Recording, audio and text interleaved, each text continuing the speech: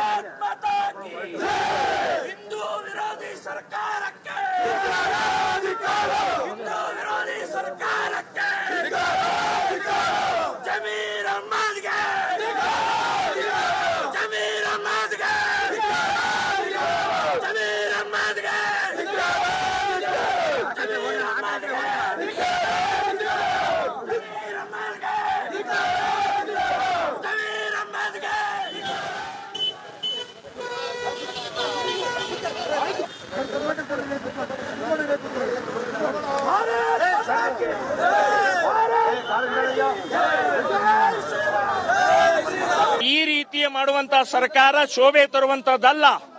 ರೈತರಿಗೆ ಮೋಸ ಮಾಡಿ ಪಹಣಿಯಲ್ಲಿ ವಕ್ಫ್ ಬೋರ್ಡಿನ ಆಸ್ತಿ ಅಂತ ಹಾಕಿದಾಗ ಅವ್ರ ಮೇಲೆ ಕ್ರಮ ಇಲ್ಲ. ನಮ್ಮ ಶಾಂತಿಯುತವಾಗಿ ಹೋಗ್ತಾ ಇರುವಂತವ್ರ ಮೇಲೆ ನಮ್ಮ ಕ್ರಮ ತಗೊಳ್ಳುವಂತ ಸರ್ಕಾರ ದ್ರೋಹ ಮಾಡ್ತಾ ಇದೆ, ಸ್ವಾತಂತ್ರ್ಯ ಹರಣ ಮಾಡ್ತಾ ಇದೆ. ಇಲ್ಲ, ನಾವು ವಿಧಾನಸೌಧದ ಕಚೇರಿಗೆ ಹೋಗ್ತಾ ಇದ್ದೀವಿ. ರಾಜ್ಯ ಅಧ್ಯಕ್ಷರನ್ನ ಅರೆಸ್ಟ್ ಮಾಡಿದ್ದಾರೆ, ರಾಜ್ಯ ವಕ್ತಾರನ್ನು ಅರೆಸ್ಟ್ ಮಾಡಿದ್ದಾರೆ. ಈಗ ಅವರನ್ನು ಕರ್ಕೊಂಡ್ಬರ್ತೀನಿ ಅಂತ ಹೇಳಿದ್ದಾರೆ.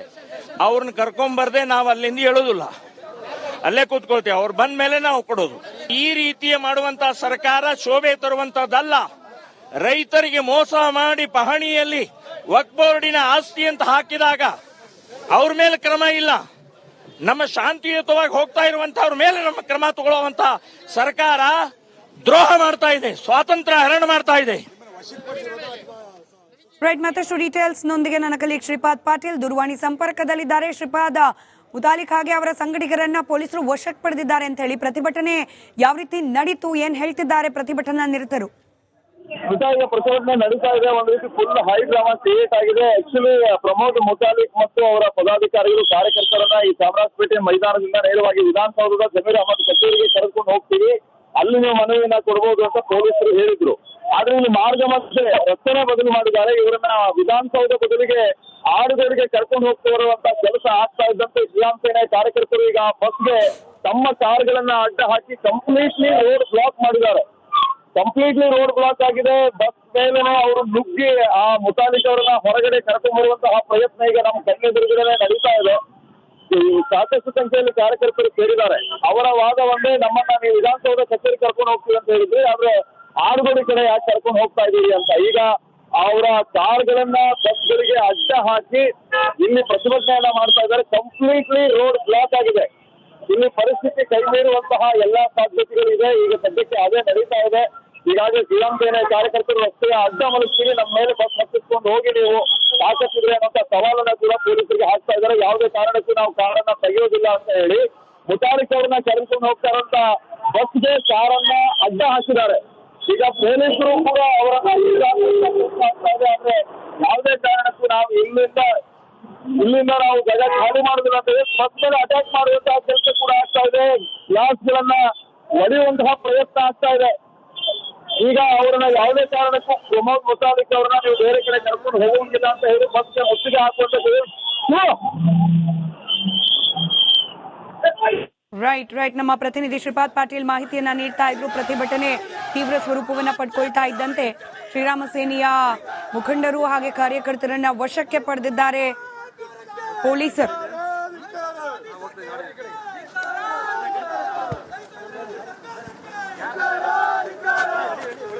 भारत माता की जय, भारत माता की जय।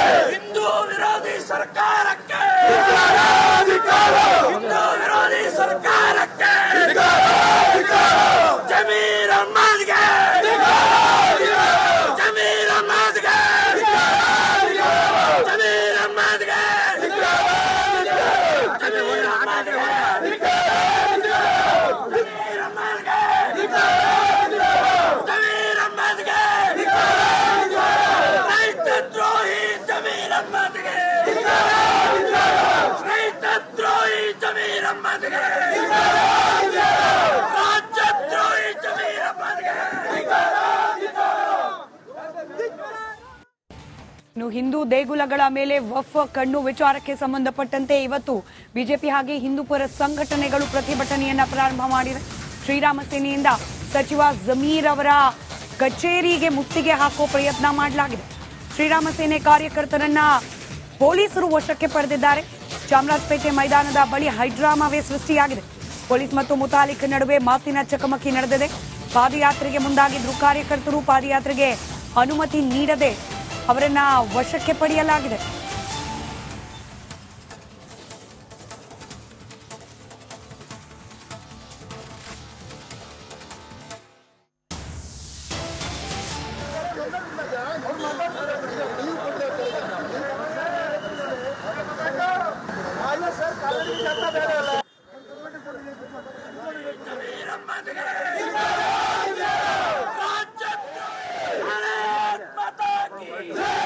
ಹಿಂದೂ ವಿರೋಧಿ ಸರ್ಕಾರಕ್ಕೆ ಹಿಂದೂ ವಿರೋಧಿ ಸರ್ಕಾರಕ್ಕೆ ಜಮೀರ್ ಅಹಮದ್ಗೆ ಜಮೀರ್ ಅಹಮದ್ಗೆ ಜಮೀರ್ ಅಹಮದ್ಗೆ ಜಮೀರ್ ಅಹಮದ್ಗೆ ಜಮೀರ್ ಅಹಮದ್ಗೆ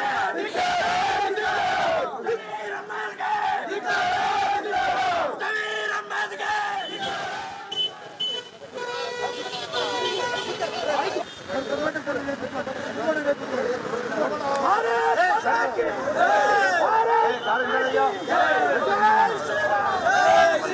ಈ ರೀತಿಯ ಮಾಡುವಂತಹ ಸರ್ಕಾರ ಶೋಭೆ ತರುವಂತದ್ದಲ್ಲ.